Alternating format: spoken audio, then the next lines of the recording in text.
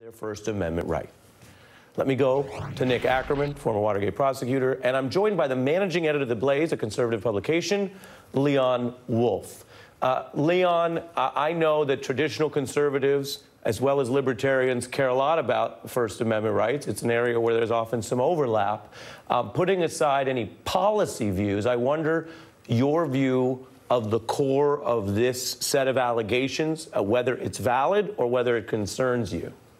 With respect to Strzok and Page? Yeah.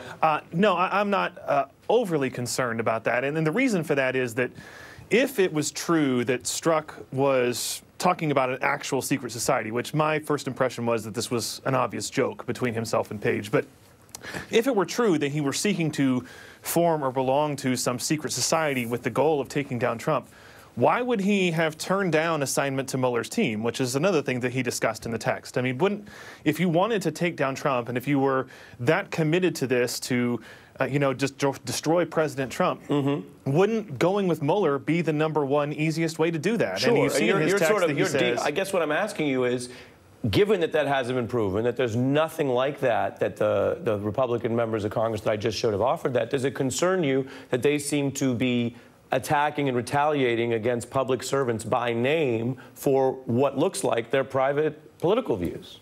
No, I think Strzok and Page clearly, had some personal animus, but we haven't seen any evidence yet. I would agree that it influenced their investigation in any way. I think it's much more plausible that it might have influenced the Hillary Clinton server investigation than it did anything connected with Donald Trump. But that's a completely separate thing. I mean, we just don't know at this point any of those things. But this is the partisan environment that we live in. People want to, if you haven't voted or thought the right way. I mean, Leon, environment, I want to hang you up on that. An environment is something you walk around in. This isn't an environment. This is people who take an oath to uphold the Constitution, who are in our Congress. They're taking actions. And so I don't think it's an environment. I think the question is, are they going to be held accountable? Is what they're doing problematic for the rule of law?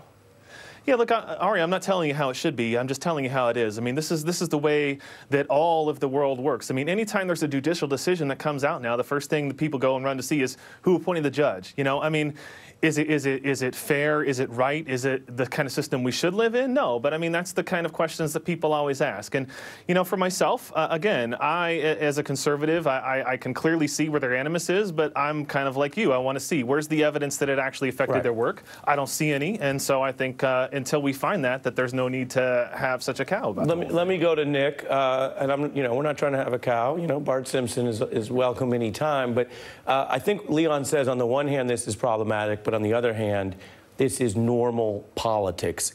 It looks worse than the normal fighting. Your view? This is not normal politics. This reminds me of what Joseph McCarthy, the senator from Wisconsin, did back in the 50s. He'd hold up a sheet of paper and say, I've got names of 50 communists in the State Department.